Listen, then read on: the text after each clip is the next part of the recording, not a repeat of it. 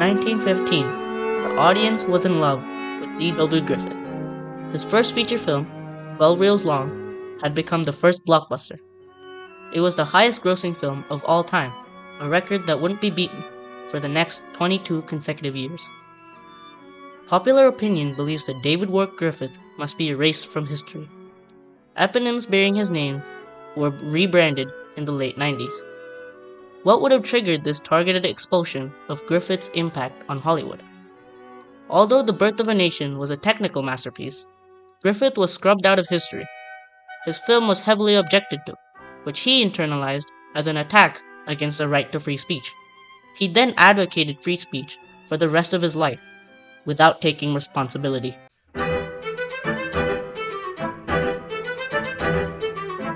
Griffith's life would lead up to the birth of a nation. Jake Griffith, David Wark's father, was a Confederate colonel. Oh, I suppose it began when I was a child. I used to get under the table and listen to my father and his friends talk about the battles they'd been through and their struggles. And those things impressed you deeply. And I suppose that got into the birth. His father's passing when Griffith was only 10 forced him to take any job he could. This led to him working at Biograph, an early film studio, first as an actor in films like Rescued from an Eagle's Nest, eventually leading him to direct as he showed his natural talent for storytelling. At Biograph, Griffith pumped out over 450 short films as a vehicle to advance his career. And he couldn't think of pictures just for the making of money. He took the responsibility of everything his films said. Gaining a new perspective, he took over the responsibility of elevating the film medium to art with an adaptation of Thomas Dixon's The Klansman. Carl Brown, his assistant cinematographer, thought it wasn't much of a story, terribly biased, utterly unfair, the usual diatribe of a fire-eating Southerner. Brown quickly realized that because of Griffith's fanatic intensity of concentration on whatever subject he was handling, he would take every element of this book and make it 1,000-fold more terrible than it could possibly be in print. The Birth of a Nation was a monumental success at release. American audiences had never seen a film of this scale, but with it came much opposition. Though Griffith had mastered his craft, he was a man who viewed the Civil War with a blurred lens, thinking of it as the most brilliant war known to history. Griffith saw his father, his idol, in the actors playing the soldiers and the night riders. This bias caused him to overlook the flaws of the South. He saw the South before the Civil War as infinitely better than the Reconstruction era. To me, Griffith was someone who felt his father had been wronged, and in expressing this, created a film that attacked black people, not out of inherent racism, but because he wanted to channel the anger rooted in his childhood. Most of Griffith's other films do not demean African Americans, further supporting this claim.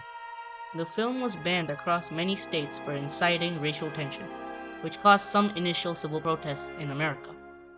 Griffith fought tooth and nail to bring this story, his father's story, to the masses. It was a twisted story, with treacherous African Americans played by white men in blackface, and heroic Klansmen riding to the rescue of white women from threatening black men. He lobbied to get the movie playing in as many theaters in as many states as possible in a countrywide tour. A formal screening was even arranged in the White House as a favor to President Wilson's compatriot from college, Thomas Dixon. They predicted that screening the film to the president would garner more interest. Around The Birth of a Nation's release, the Supreme Court ruled, in February 1915, that the First Amendment did not apply to films, unlike the press. The then newly formed NAACP, under leaders like William Monroe Trotter, Booker T. Washington, and W.E.B. Du Bois, organized several movements to fight free speech with free speech. These efforts included reaching out to the White House, only for the secretary to retract the president's statements. Trotter, they didn't have this term back then. It wasn't coined yet. But he was arguing that this was hate speech. That was no matter where you come out on this, and we all come out in different places, but he was arguing as in more modern language that this is hate speech that's so offensive and beyond the pale that it needs to be restricted. However, Griffith dismissed responsibility for increasing racial tensions. He viewed attempts to ban his movie not as an effort to quell racial hatred, but as a venture to silence his right to free speech. He publicly shared his opinions in pamphlets, on which later in life he reflected. I wrote The Rise and Fall of Free Speech in America to answer my critics. The movies should have the same freedom of speech as the press. There should be no censorship. According to the Constitution, you're allowed to say anything you please, but you are responsible for your speech. Griffith spent no time advancing with his technological masterpiece, Intolerance, as a direct response to hostility towards the birth of a nation. Because today we have computer graphics and lots of technologies to bring that grandeur on the screen. But in those days, to achieve such a grandeur, it cannot come without a vision of a director.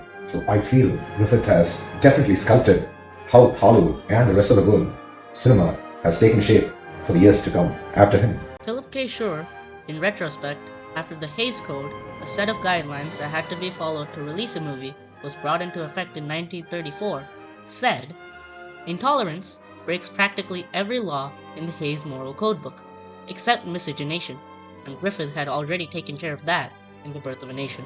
In 1952, the Supreme Court ruled that films had the right to free speech.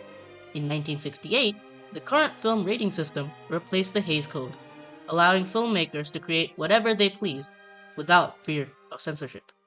Birth acted as a primary catalyst in the return of the KKK, with the film inspiring local branches to use private screenings as a recruiting tool until 1970. The film caused the revitalization of the Klan against the African Americans, causing many to flee in fear of the KKK. Life imitated art, as they adopted fiery crosses and robes, symbols from the film. The wide reach of the film meant a wider reach of the Klan. From Professor Ang's analysis, one can see that counties where the film was screened were 3 times more likely to develop Klaverns than counties that did not.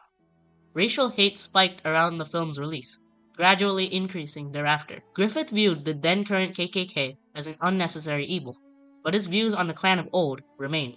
The huge success of the film and its perceived social impact, for example with the revival and the popularity of the KKK in the 1920s, would however ensure that Griffith is mainly remembered for his film, which itself is defined by its horrendous racial depictions. Griffith, Dixon, and Wilson were sons of Reconstruction, leaving them with a distaste for the era. They saw the integration of African Americans as the root of their problems.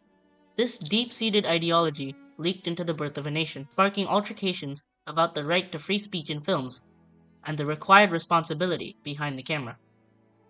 The rise of the second KKK was heavily objected to by Griffith, yet it was an event that could not have had half the impact without his influence. The mass appeal of The Birth of a Nation showed how movies can create long-lasting impact beyond the director's vision. Griffith's misdirection in tackling racial stereotypes and all other happenings around the film's orbit set back decades of progress achieved after the Civil War. The naivety of one man in his failed attempt to capture reality blurred the vision of many others.